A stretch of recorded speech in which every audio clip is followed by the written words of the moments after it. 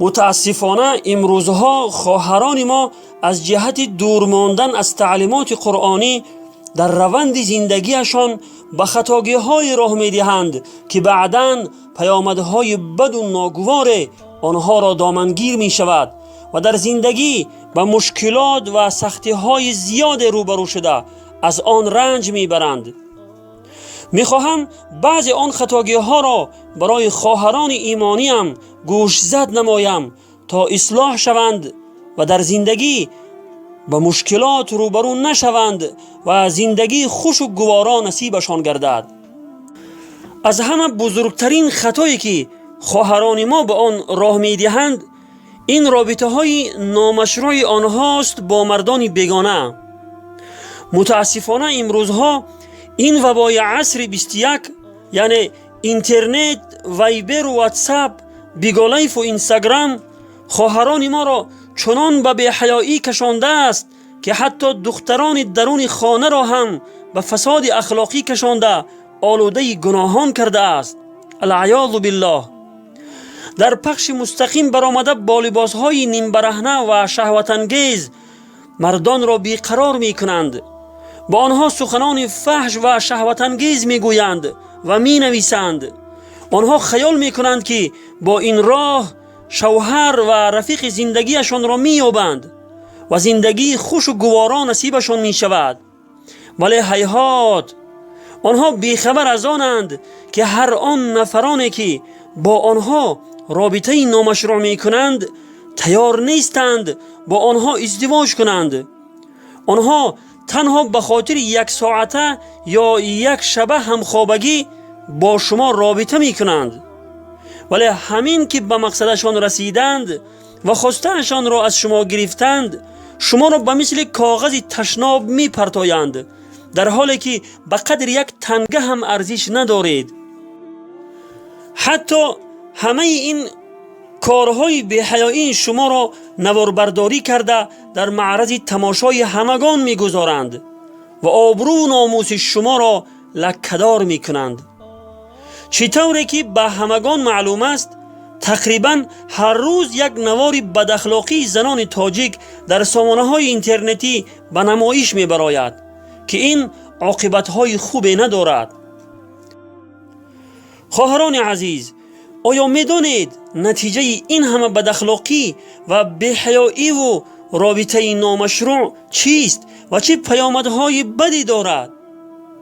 همه شما خوب می‌دانید که این کار شما چه پیامدهای بدی دارد و چه عاقبت بد شما را انتظار است. ولی حالا که جوان و زیبا هستید مغرور و فریفته جوانی و زیباگیتان شده اید. خواهران عزیز، فراموش نکنید یک زمان شما جوانی و زیباگی را از دست می دهید و آن زمان به شفقت و مهربانی و محبت یک شوهر خوب و صالح سخت محتاج می شوید. ولی آن زمان به سبب این رابطه های نامشروع از این نعمت بی‌بهای خداوندی محروم هستید. آن زمان کسی تیار نیست با شما ازدواج کند. حتی برای یک ساعته همخوابگی هم کسی به شما مراجعت نمی کند، چون که آن زمان شما پیر شده زیباگی و جوانیتان را از دست داده اید و در نتیجه بیکس و تنها می مانید. خداوند این دو نعمت را یعنی شفقت و مهربانی و محبت را تنها برای کسانی عطا می کند که آنها اساس زندگیشان را به نافرمانی خداوند و آلوده گناهان آغاز نکردند. خواهران عزیز، به این سخن پروردگار خوب گوش اندازید که چی می فرماید. خداوند در آیه 21 سوره روم می فرماید: استعیذ بالله و من آیاته ان خلق لكم من انفسكم ازواجا لتسكنوا الیها وجعل بينكم مودة ورحمة إن في ذلك لآيات لقوم يتفكرون. صدق الله العظیم.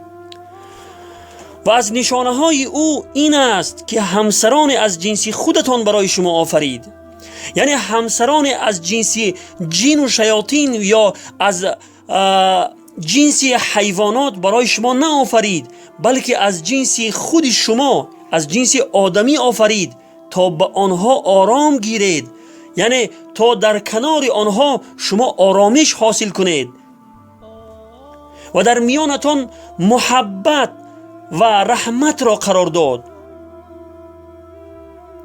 بیگمان در این امر نشانه هایی است برای گروهی که تفکر می کنند.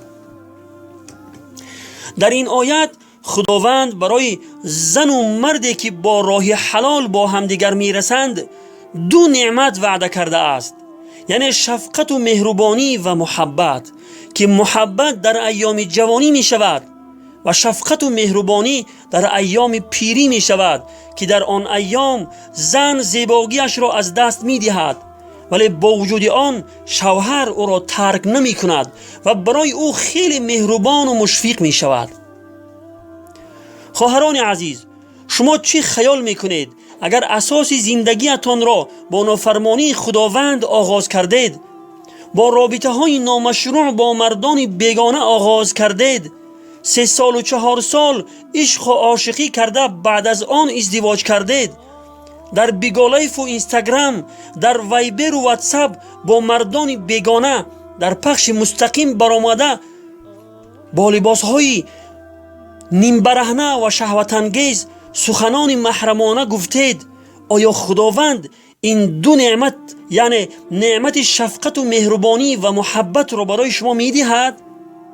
این معلوم است که خداوند از این دو نعمت شما را محروم می کند و آن زمان پشیمانی هیچ سودی ندارد.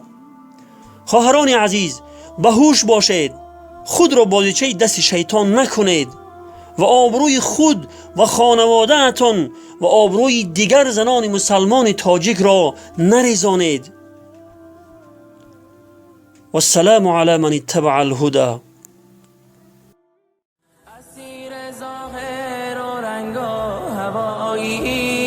گمان کردی که خوشبختی همین است، خوشی و لذت پوچ گناهان، تقاص و سختی اش زیر زمین است، خوشی و لذت پوچ گناهان، تقاص و سختی اش زیر زمین است.